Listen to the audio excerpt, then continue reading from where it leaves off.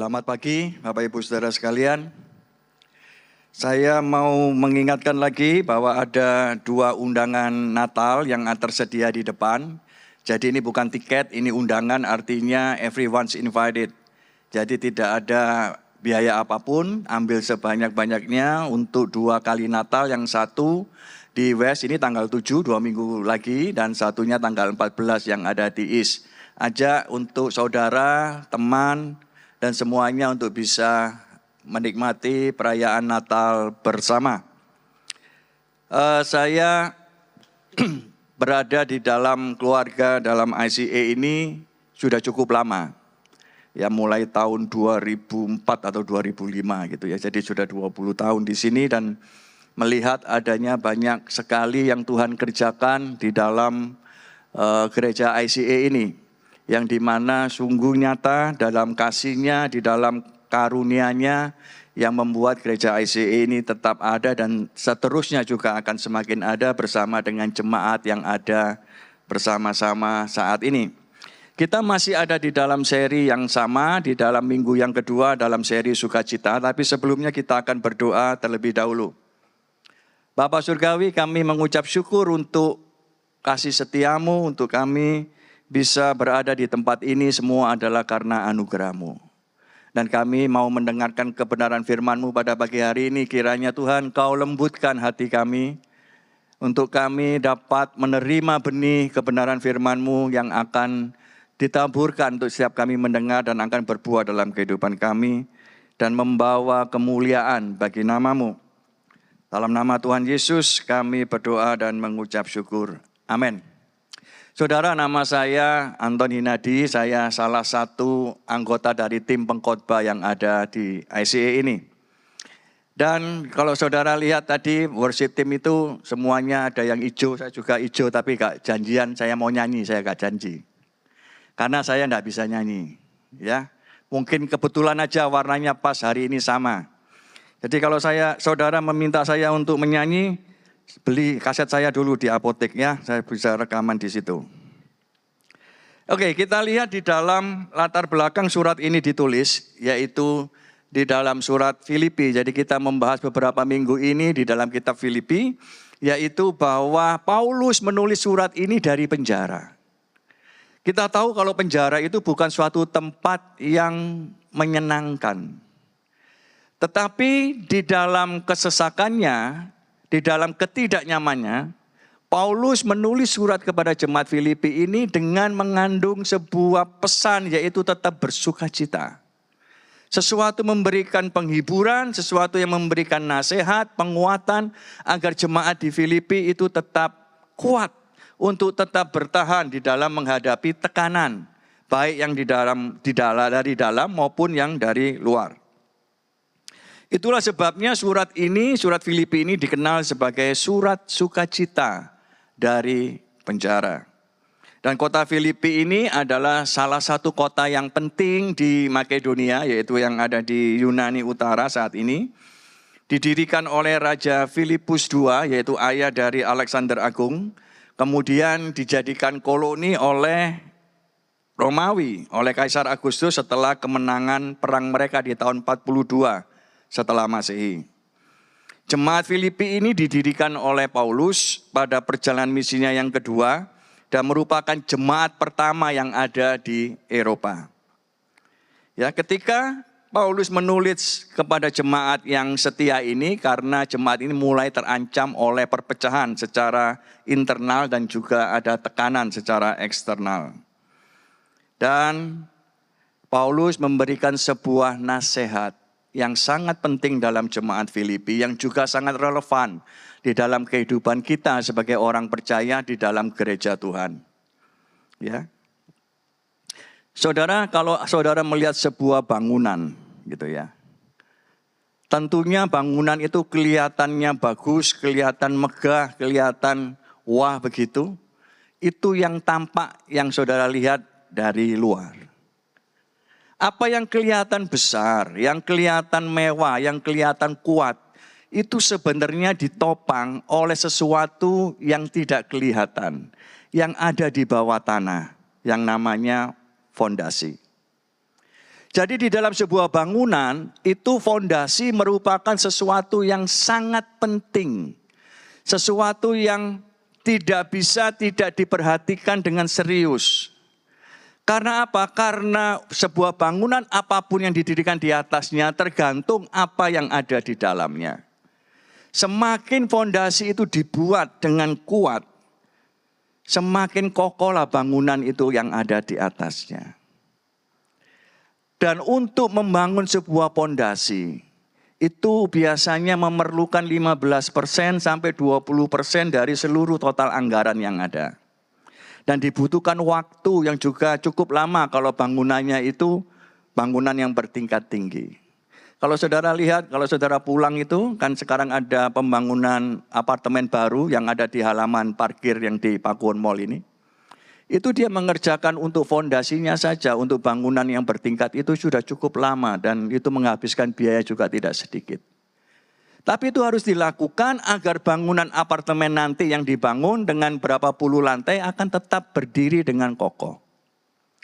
Artinya sesuatu yang tidak kelihatan, sesuatu yang ada itu sangat penting untuk bangunan yang di atasnya. Nah, di dalam kekristenan, di dalam hidup kita sebagai orang percaya, ada sebuah fondasi yang harus ada di dalam diri kita. Itu yang akan membuat hidup kita sebagai orang percaya ini bisa dibangun dengan kokoh di atasnya. Dan fondasi itu bernama Kristus Yesus. Kita baca di Filipi pasal yang kedua ayat 5 sampai 11. Inilah yang menjadi fondasi dalam hidup orang percaya. Yaitu yang kita bacakan bersama-sama di dalam firman Tuhan ini.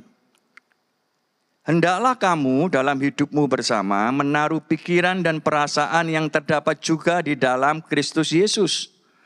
Yang walaupun dalam rupa Allah tidak menganggap kesetaraan dengan Allah itu sebagai milik yang harus dipertahankan.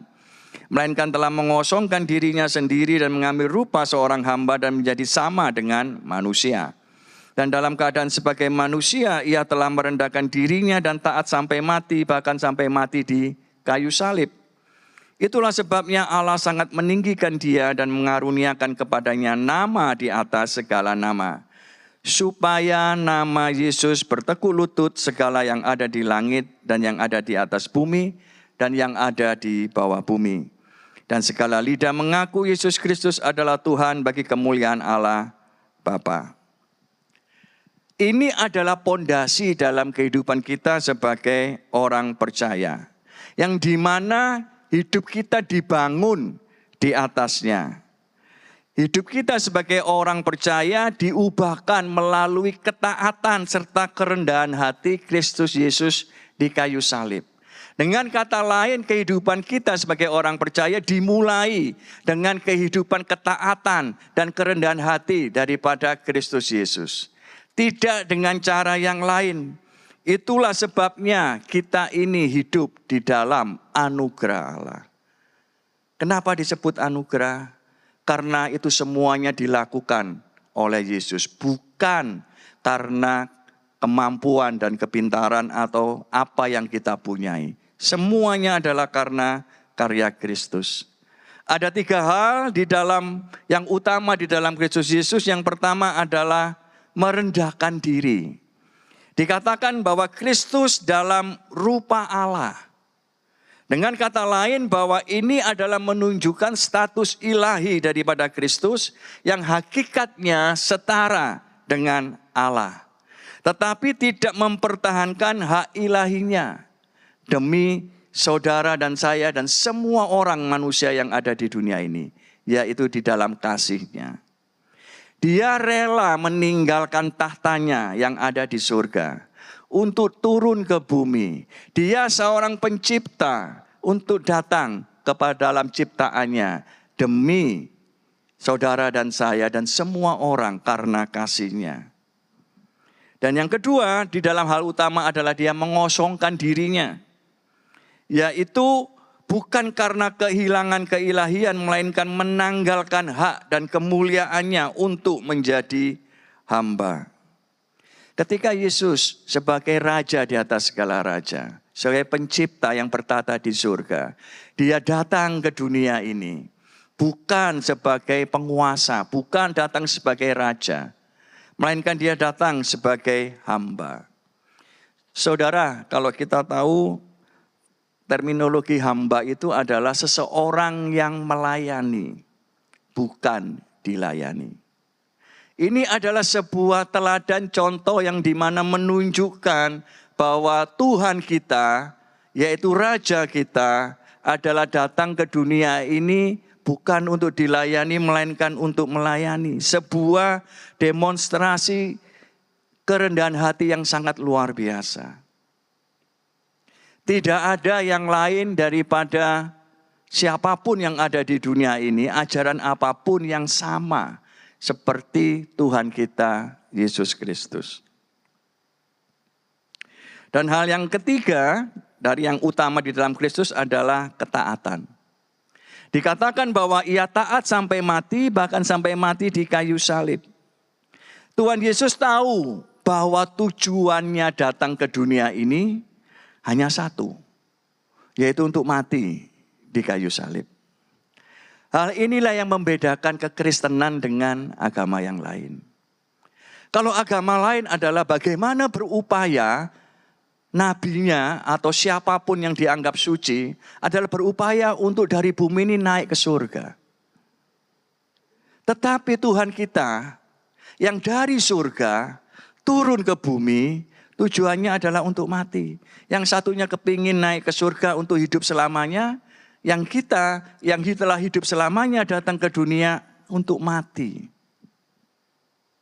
Adalah yang membuat sesuatu hal yang berbeda. Kekristenan adalah sesuatu yang berbeda dengan yang lainnya. Itulah dia katakan di dalam Markus pasal 9 ayat 31. Yesus sendiri mengatakan kepada para muridnya pada saat ia sedang mengajar mereka, ia berkata kepada mereka, Anak manusia akan diserahkan ke dalam tangan manusia dan mereka akan membunuh dia dan 3 hari sesudah ia dibunuh, ia akan bangkit. Jadi Yesus itu tahu apa yang akan terjadi kelak di dalam hidupnya. Ia tahu tujuannya. Ia tahu bahwa ia harus di dalam ketaatan dan di dalam kerendahan hati, yaitu untuk menebus seluruh dosa umat manusia melalui dirinya. Tidak ada tujuan yang lain. Dan untuk jalan untuk dia mati di atas kayu salib, di dalam untuk penebusan itu dibutuhkan adalah ketaatan dan kerendahan hati. Bukan dengan jalan yang lain. Semuanya dilakukan adalah karena kasihnya kepada saudara, kepada saya dan semua orang yang ada di dunia ini yang percaya. Dan karena dia ini datang hanya untuk di dalam ketaatan dan kerendahan hati, mati di atas kayu salib, maka Allah meninggikan dia, memberikan nama di atas segala nama bahwa Yesus Kristus adalah Tuhan. Kurios, yaitu pribadi yang berkuasa di dalam kehidupan kita sebagai orang percaya. Seringkali kita ini berdoa atau bernyanyi bahwa Yesus Tuhan Kau adalah Raja.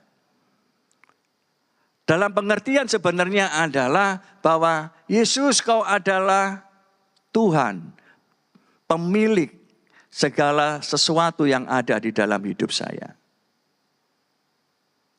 Itulah yang menjadi sebuah kemuliaan yang Allah berikan kepada Tuhan Yesus. Dan seluruh ciptaannya akan mengakuinya sebagai Tuhan dalam menerima kemuliaan. Di dalam kisah ini, di dalam kejadian ini, di dalam ketaatan dan kerendahan hati, bahwa kita dapat dikatakan bahwa Kristus adalah Allah sejati dan manusia sejati. Yaitu Tuhan yang menjadi manusia bukan karena kehilangan keilahiannya, melainkan kasih Allah yang diberikan dalam bentuk manusia. Dan itu ditunjukkan di dalam salib, yaitu mengatakan bahwa kemuliaan sejati tidak datang dari kuasa atau status, tetapi dari ketaatan dan pengorbanan. Ini adalah gaya hidup di dalam kerajaan Allah. Berbeda dengan pandangan dunia bahwa kemuliaan didapat dari kekuatan dan kekayaan duniawi. Jalan yang Tuhan berikan kepada orang-orang percaya, kepada para muridnya berbeda dengan apa yang dunia tawarkan. Jalan yang diberikan oleh Tuhan Yesus adalah ketaatan dan kerendahan hati. Dan ini adalah jalan di dalam kehidupan kerajaan surga. Dampaknya bagi kita sebagai orang percaya adalah Kristus sebagai teladan itu adalah merupakan fondasi yang menentukan di dalam hidup kita. Saudara, ketika kita percaya kepada Yesus, ya, saudara tentunya pernah mengalami momen itu ketika saudara menyerahkan hidup saudara kepada Yesus, mengakui Yesus adalah Tuhan dan Juru Selamat. Pada saat itulah apa yang telah Yesus kerjakan di atas kayu salib, kerendahan hati dan ketaatannya itu ada di dalam diri saudara. Karena apa? Karena Kristus Yesus ada di dalam diri saudara. Artinya pondasi itu sudah ada di dalam diri saudara. Tinggal saudara itu ketika saudara melakukannya di dalam kehidupan sehari-hari, apakah saudara membangun di atasnya itu dengan pondasi yang sama seperti Kristus? Apakah saudara ketika melakukan di dalam aktivitas saudara sehari-hari, baik di dalam bisnis, baik di dalam pelayanan, baik di dalam urusan rumah tangga dan lain-lainnya, apakah saudara juga membangunnya dengan ketaatan dan kerendahan hati? Atau apakah saudara masih mengandalkan kekuatan sendiri untuk sikut sana, sikut sini? Tetapi seharusnya dengan fondasi yang sudah ada di dalam diri kita, setiap orang percaya harusnya sama. Apa yang ada di bawah itu yang akan menentukan apa yang ada di atas. Tidak boleh berbeda. Tetapi kenyataannya adalah banyak orang percaya membangun hidup di atasnya berbeda dengan apa yang menjadi fondasi, yaitu Kristus Yesus di dalam diri kita. Kita masih suka untuk menyalahkan orang lain. Kita masih suka untuk menyombongkan diri. Kita masih suka untuk tidak taat. Itulah yang terjadi. Kita merasa bahwa kita bebas untuk membangun hidup kita menurut apa yang kita mau. Kita masih bisa datang ke ibadah setiap minggu dengan rajin. Kita masih sangat setia di dalam pelayanan apapun, kita sigap untuk melayani apapun. Tetapi hidup kita itu tidak dibangun berdasarkan fondasi Kristus Yesus di dalam ketaatan dan kerendahan hati. Hidup kita hanya dibangun menurut apa yang kita mau, apa yang kita suka. Dan ketika Yesus itu menjadi teladan dalam hidup kita, dan kita menerimanya itu oleh kasih karunia diberikan kepada kita, harusnya apa yang menjadi teladan Kristus itu muncul di dalam hidup kita. Oleh sebab itu Paulus mengatakan di dalam Filipi 2 ayat 12 dan 13.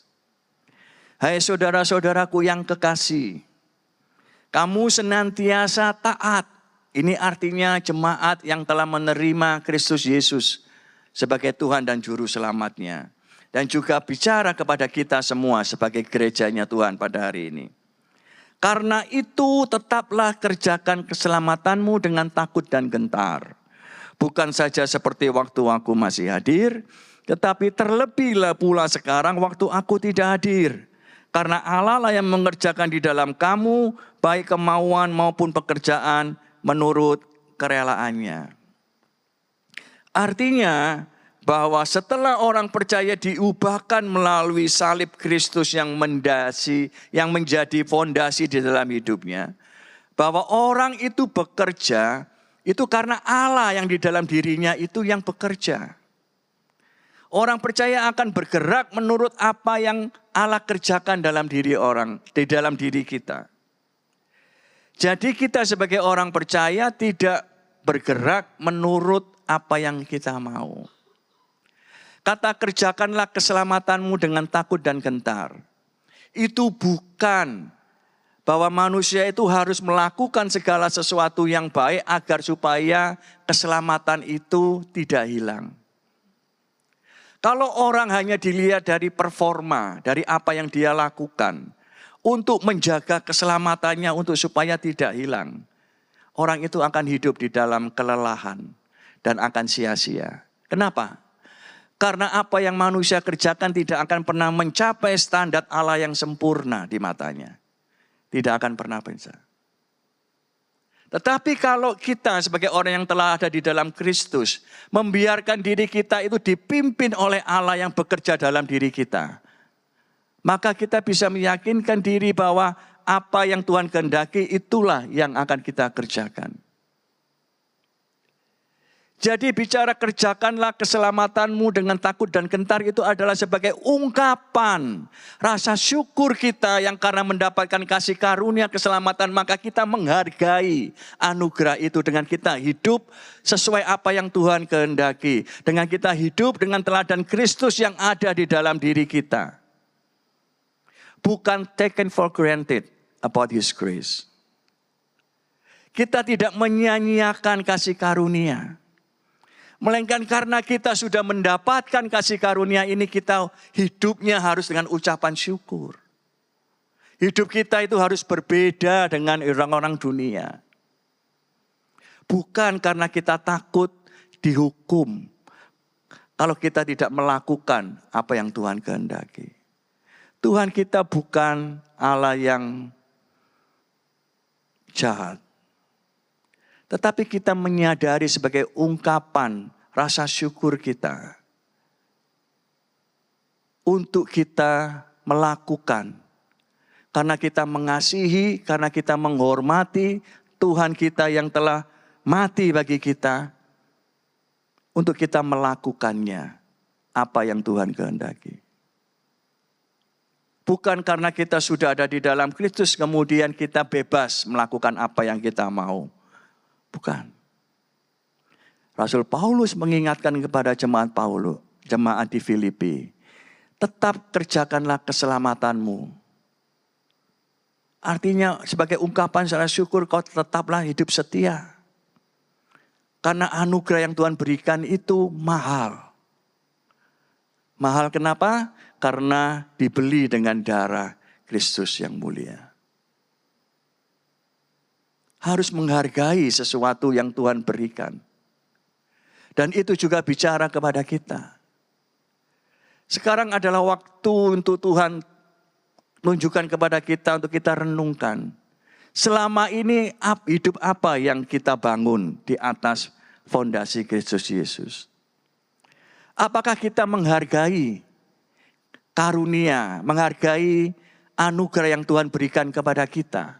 Atau kita taken for granted, kita menyanyiakannya. Apakah kita melakukan segala sesuatunya itu menurut apa yang Tuhan kehendaki? Karena dikatakan Allah bekerja di dalam diri setiap orang percaya. Atau kita bekerja menurut apa yang kita kehendaki, apa yang kita mau. Dengan dasar bahwa kita ini adalah orang Kristen dan orang percaya. Orang bisa kelihatannya di dalam kehidupan rohani melakukan pelayanan apapun. Tapi sebenarnya tujuannya adalah untuk diri sendiri. Bukan untuk Tuhan. Tetapi pada pagi hari ini Tuhan mau melalui firman-Nya untuk kepada kita. Untuk kita menghargai anugerah yang Tuhan berikan kepada kita dengan hidup sesuai dengan apa yang Tuhan mau. Artinya untuk menjadi orang percaya itu dibutuhkan sesuatu yang aktif. Untuk kita hidup sehari demi sehari menghargai anugerah yang Tuhan beri. Sebagai ucapan rasa syukur kita. Itu aktif. bukan pasif. Artinya apa? Di luar gereja ini yang cuma hanya seminggu sekali dan itu pun cuma hanya 1 jam. Kita akan menghabiskan banyak waktu di luar gedung ini. Disitulah sebenarnya kita ini dituntut untuk menunjukkan bangunan kita yang kita bangun kepada orang lain. Apakah sesuai dengan pondasi yang ada di bawahnya atau tidak? Apakah kita menunjukkan bahwa hidup kita itu benar-benar sebagai ungkapan rasa syukur anugerah yang Tuhan beri? Atau kita menyanyiakannya?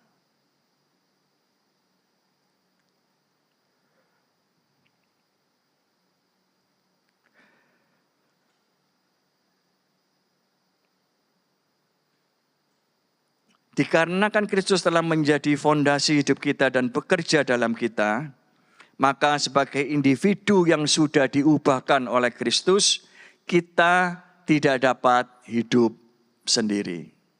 Ketika saudara menerima Yesus sebagai Tuhan dan Juru Selamat, saudara diubahkan Tuhan menjadi pribadi yang baru. Saudara tidak bisa hidup sendiri. Saudara harus bersama-sama dengan orang percaya lainnya di dalam sebuah keluarga ilahi, sebagai dalam komunitas. Artinya, by design, kita ini harus hidup berkomunitas dengan saudara seiman lainnya. Tujuannya apa? Tujuannya adalah untuk saling melayani dan juga saling menguatkan dan hidup bersatu. Kenapa itu diperlukan? Karena Kristus pun sendiri juga memberikan teladan bahwa di dalam pelayanannya di muka bumi ini dia juga tidak sendirian. Dia memilih ke-12 rasul untuk bersama-sama dia di dalam komunitasnya untuk saling menguatkan. Yesus tidak dikuatkan oleh muridnya, tapi Yesuslah yang memberikan penguatan agar bersama-sama para murid ini bisa melayani sesuai dengan apa yang menjadi teladan di dalam Kristus. Kristus yang menjadi dasarnya. Kita baca di Filipi 2 ayat 1-4. Jadi karena dalam Kristus ada nasihat, ada penghiburan kasih, ada persekutuan roh, ada kasih mesra dan belas kasihan. Karena itu sempurnakanlah sukacitaku dengan ini. Hendaklah kamu sehati sepikir dalam satu kasih, satu jiwa, satu tujuan.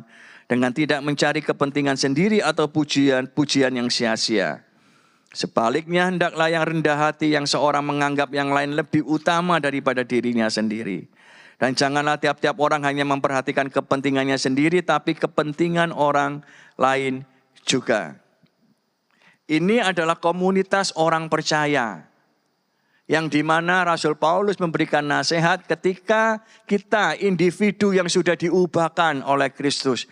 Menerima Yesus sebagai Tuhan dan Juru Selamatnya. Ketika bersama-sama kita harus menganggap orang lain lebih tinggi, kita harus saling menghargai, mengasihi. Kata kuncinya adalah di dalam Kristus. Ya. Karena disitulah dikatakan ada nasihat, ada penghiburan kasih, persekutuan roh, kasih mesra dan belas kasihan. Dengan landasan yang sama yaitu Kristus Yesus, maka akan kita bisa untuk sehati sepikir, satu kasih, satu jiwa, satu tujuan. Dan ini akan menjadikan sebuah komunitas ini akan menjadi komunitas yang menjadi luar biasa. Saya akan memberikan sebuah ilustrasi contoh mengenai bagaimana ketika orang percaya itu berkumpul, tapi tanpa menjadikan Yesus itu sebagai teladan, sebagai tujuan utamanya, maka pelayanan itu akan hancur. Pada awal tahun 2000, saya terlibat di dalam persekutuan doa bersama dengan teman-teman.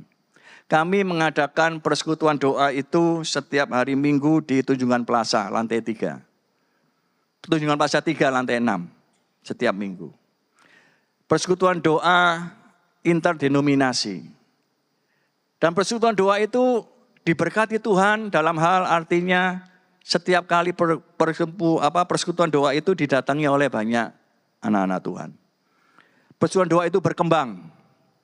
Ya. Berkembang dan semakin berkembang.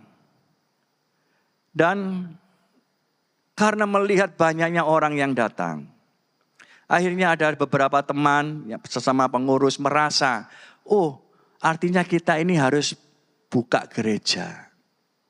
Karena jemaatnya ada. Gereja itu paling sulit kalau mendapatkan jemaat. Kalau jemaatnya ada, tinggal cari gereja, sinode yang mau untuk memberikan suratnya sudah resmi jadi gereja. Ini adalah pemikiran yang dimana dia hanya mengandalkan apa yang dia mau, bukan apa yang Tuhan kehendaki. Karena dari awal kita mendirikan persekutuan doa itu bukan untuk menjadi gereja.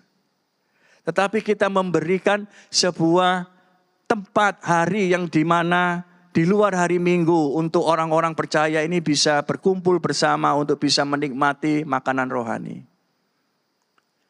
Dan karena adanya perbedaan itu, akhirnya pada tahun 2006 persekutuan doa ini buyar, selesai. Selanjutnya saya terlibat di dalam pelayanan pria. Di dalam pelayanan pria itu juga sama. Awalnya itu luar biasa, kegerakan ini berkembang begitu banyak. Banyak pria-pria ini yang diubahkan. Tapi karena pelayanan pria ini adalah pelayanan yang di luar gereja. Artinya siapapun boleh masuk untuk melayani siapapun. Artinya tidak ada sebuah otoritas yang jelas siapa yang ada. Meskipun ada pemimpinnya. Sehingga masing-masing orang yang merasa punya pengaruh, dia merasa pintar bicara, akhirnya membawa pria-pria yang baru ikut camp ini, mereka bentuk kelompok sendiri. Yang ini juga bentuk kelompok sendiri. Lama-lama juga hancur. Terus kemudian di dalam pelayanan komunitas bisnis yang juga ada di Surabaya, yang juga saya pernah terlibat, itu pun juga sama. Karena bicara bisnis seharusnya adalah sebagai orang percaya. Kita ini hanya pengelola, bukan pemilik. Intinya begitu. Di mana Tuhan percayakan kita bisnis kita itu untuk kita kelola, kita hanya sebagai steward, not owner. Tetapi di dalam kelompok ini pun juga yang sama. Ada orang yang karena punya bisnis tertentu, dia masuk ke sini tujuannya adalah untuk dia bisa jualan. Untuk dia bisa mendapatkan relasi, untuk dia mendapatkan network bagi bisnisnya sendiri.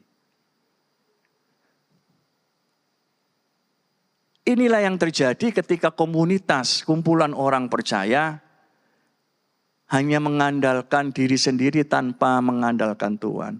Mereka lupa bahwa apa yang Paulus katakan di dalam Kristus.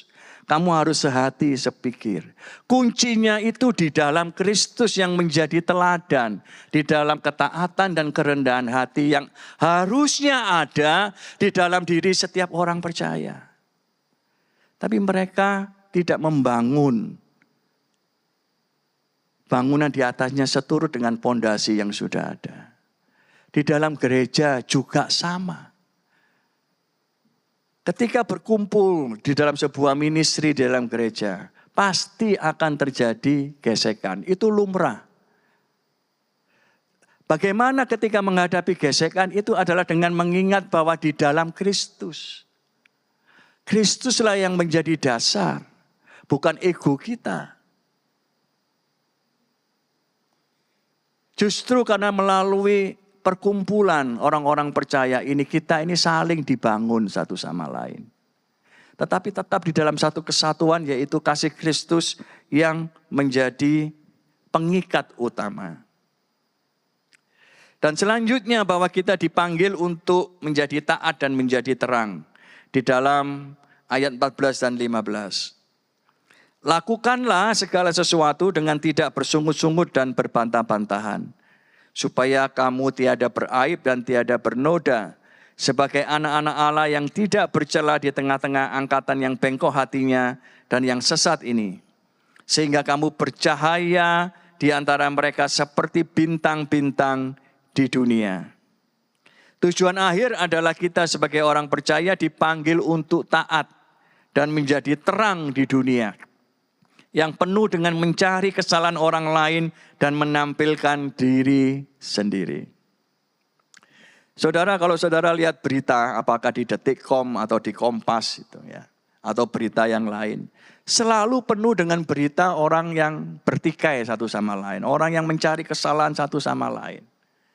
Bahkan yang skala yang lebih besar terjadi perang satu sama lain. Intinya kan kalau perang itu kan dia akan mencari kesalahan orang lain. Ya. Kalau saudara lihat di medsos, apa yang saudara kebanyakan lihat di medsos itu? Narsisme. Ya, berlomba pamer diri untuk ditampilkan di medsos, tujuannya adalah untuk supaya dipuji. Itu yang paling banyak. Atau yang ada di sekitar kita. Apa yang sering kita temui? Adalah banyak orang yang komplain, orang yang mengeluh. Karena apa? Karena tidak sesuai dengan keinginannya. Itulah yang terjadi, yang ada di sekitar kita, yang ada di dunia yang kita hidupi saat ini. Dan untuk itulah dikatakan bahwa dunia ini adalah tempat yang gelap. Dan kita harusnya menjadi terang. Dimanapun kita berada. Matius 5 ayat 13-16 dikatakan begini. Tuhan Yesus mengatakan begini. Kamu adalah garam dunia. Jika garam ini menjadi tawar, dengan apakah ia diasinkan? Tidak ada lagi gunanya selain dibuang dan diinjak orang. Kamu adalah terang dunia. Kota yang terletak di atas gunung tidak mungkin tersembunyi. Lagi pula orang tidak menyalakan pelita lalu meletakkannya di bawah kantang, melainkan di atas kaki dian, sehingga menerangi semua orang di dalam rumah itu. Demikianlah hendaknya terangmu bercahaya di depan orang, supaya mereka melihat perbuatanmu yang baik dan memuliakan Bapamu yang di surga. Itulah identitas kita sebagai orang percaya ketika kita menerima Yesus sebagai Tuhan dan Juru Selamat. Tuhan katakan kamu adalah garam dan terang dunia. Ketika di tengah-tengah kita yang saya sebutkan dunia kita yang penuh dengan narsisme, yang penuh dengan saling menyalahkan satu sama lain, yang penuh dengan komplain. Kita ini harusnya hidup kita sebagai terang dunia, sebagai anak Tuhan, harusnya berbeda. Harusnya kita tidak mudah untuk komplain, menyalahkan orang lain atau untuk pamer diri apapun. Itulah yang harusnya kita kerjakan. Bukannya kita malah mengikuti apa yang dunia inginkan. Kita mau praktek ya. Coba dalam 1 minggu ini saudara perhatikan untuk tidak komplain terhadap hal apapun. Dan saudara perhatikan apa yang dampaknya dalam diri saudara. Tidak usah laporan kepada siapapun. Saudara lihat sendiri aja. Belajar untuk tidak komplain terhadap apapun. Mau keluar tutup mulut. Kalau mau melihat, mau komplain atau apapun, belajar. Terus gunakan medsos. Itu bukan sesuatu yang jahat. Tapi gunakan itu untuk sebagai karya untuk membangun orang lain. Untuk memberikan inspirasi. Untuk mengingatkan orang lain. Bukan untuk menampilkan diri supaya semakin dipuji dan dikenal. Coba ketika kita praktek itu, kita lihat dampaknya seperti apa. Saya minta pemain musik bisa naik ke atas.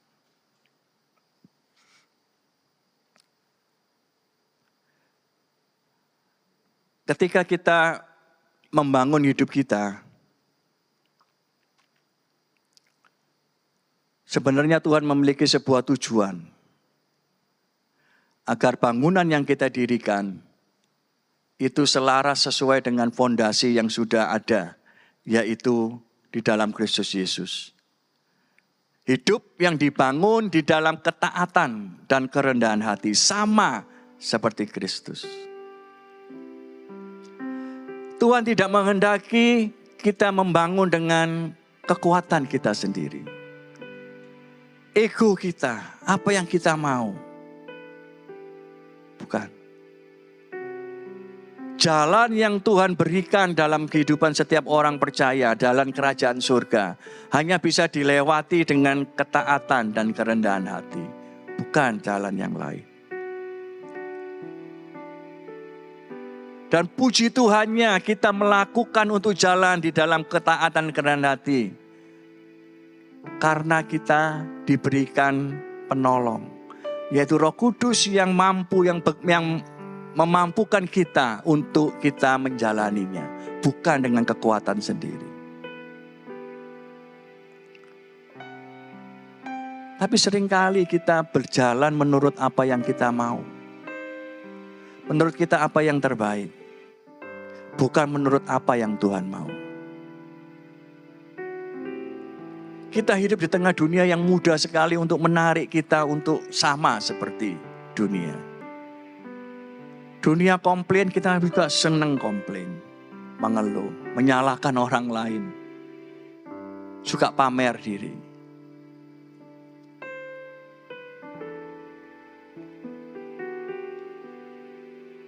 Tetapi kita mau bahwa dengan kita menjadikan Yesus sebagai dasar fondasi hidup kita, dengan Dia karyanya di atas kayu salib, dengan jalan ketaatan kerendahan hati, mati bagi kita menanggung segala dosa dan pelanggaran kita.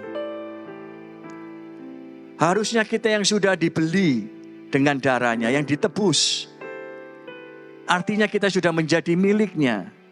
Harusnya hidup kita sesuai dengan Tuhan kita, Raja kita. Bukan yang berbeda. Bukan kita yang sudah dibeli, kita malah hidup sama seperti Tuhan kita, bahkan lebih. Itulah yang terjadi realita di dalam kehidupan setiap orang percaya. Pada pagi hari ini kiranya firman Tuhan ini mengingatkan kita untuk kembali, untuk melihat karya Kristus, karya salib yang Dia kerjakan di dalam kehidupan kita sebagai orang percaya. Karena disitulah terletak kunci di dalam kehidupan kita sesuai apa yang Dia kehendaki. Jalan kerajaan surga. Mari saya undang untuk saudara berdiri, kita akan berdoa dan mengakhiri ibadah kita pagi hari ini.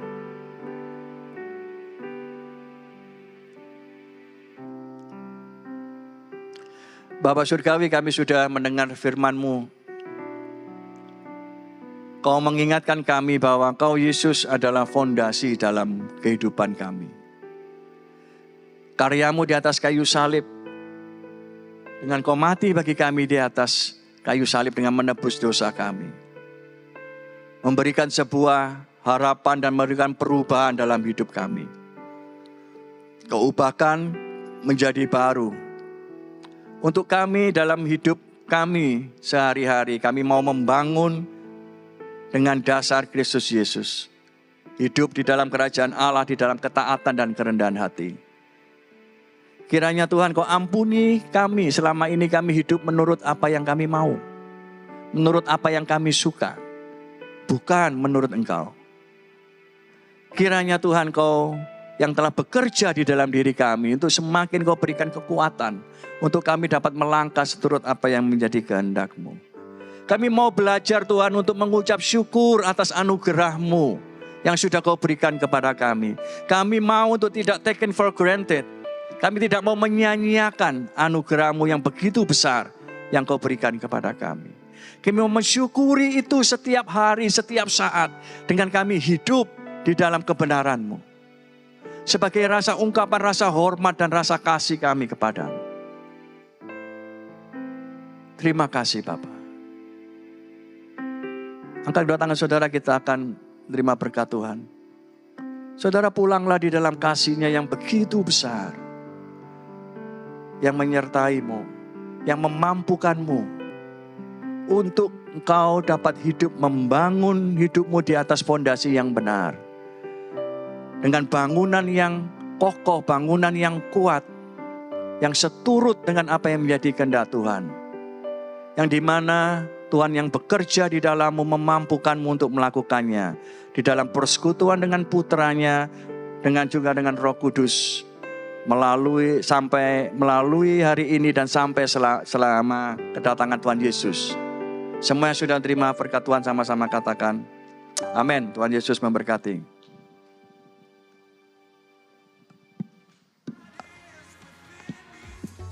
Kami senang Anda bergabung dengan ibadah ICA hari ini. Selamat berakhir pekan dan sampai jumpa minggu depan. Tuhan berkati Anda dan keluarga. Natal akan segera tiba dan kami ingin merayakannya bersama Anda. Bergabunglah bersama kami di Christmas Celebration Emmanuel di ICA West pada tanggal 7 Desember dan Christmas Concert di ICA East pada tanggal 14 Desember. Akan ada 3 waktu ibadah di kedua hari tersebut pada jam 9 pagi, 11 siang, dan 6 malam. Untuk informasi lebih lanjut, periksa aplikasi Church Center ICA. Dapatkan undangannya di meja hospitality dan ajaklah sebanyak-banyaknya teman serta keluarga Anda merayakan kelahiran Tuhan Yesus bersama-sama. Memberikan persembahan menjadi semakin mudah. Silakan scan QR Code di layar dengan menggunakan aplikasi bank Anda atau kunjungi icasby.com/giving untuk informasi lebih lanjut. Sumbangan dana untuk beasiswa YDP memiliki kode QR yang baru. Dana beasiswa YDP membantu anak-anak remaja kurang mampu di komunitas agar dapat mengejar impian mereka untuk mendapatkan pendidikan di perguruan tinggi. Pemberian untuk program ini sekarang memiliki kode QR sendiri, sehingga akan lebih mudah untuk Anda memberi dan mendukung impian anak-anak di YDP. ICA membuka kesempatan untuk Anda dapat bergabung menjadi volunteer di ICA untuk melayani dalam bidang service media dan juga hospitality. Untuk mendaftarkan diri menjadi volunteer di ICA, Anda bisa scan QR Code di layar atau di meja informasi yang ada di lobi. Mari melayani Tuhan dan memberkati gerejanya. Kelompok kecil adalah cara terbaik untuk terhubung dan bertemu dengan lebih banyak teman di ICA. Apabila Anda belum tertanam dalam komunitas Go Group di ICA, silakan kunjungi website ICA atau buka dari aplikasi Church Center untuk menemukan Go Group yang tepat bagi musim kehidupan Anda saat ini. Mari bertumbuh melalui Go Group. Kami rindu untuk bisa mendoakan Anda. Bagikan pokok doa Anda melalui tautan bit.ly/ICA Prayer Online dan bersama kita melangkah dan percaya bahwa Tuhan bekerja. Bergabunglah dalam doa online ICA setiap Selasa malam pukul 7:30 melalui Zoom. Cek sosial media kami setiap hari Selasa untuk informasi link tersebut. Mari bersekutu dalam ibadah serta doa bersama. Tahukah Anda bahwa catatan khotbah ICA dapat ditemukan setiap minggunya di aplikasi Alkitab YouVersion? Setelah mengunduh aplikasi YouVersion, cukup klik Events, ketik lokasi ICA Anda di hari itu, yaitu ICA West atau ICA East, untuk menemukan catatan khotbah dan semua ayat Alkitab untuk khotbah hari Minggu tersebut. Selamat mencoba! Untuk informasi lebih lanjut tentang kegiatan di gereja ICA, tautan penting, pengumuman yang mungkin terlewatkan, serta form pendaftaran, silakan mengunduh aplikasi Church Center, satu aplikasi untuk semua informasi tentang ICA Surabaya. ICA mengadakan ibadah setiap minggu di gereja dan juga online di YouTube channel ICA Surabaya. Bergabung bersama kami setiap hari Minggu untuk menyembah dan belajar firman Tuhan bersama-sama. Ikuti sosial media ICA Surabaya di YouTube, Facebook, Instagram, dan Spotify. Anda dapat menemukan berbagai informasi, playlist musik, video, renungan, dan lainnya.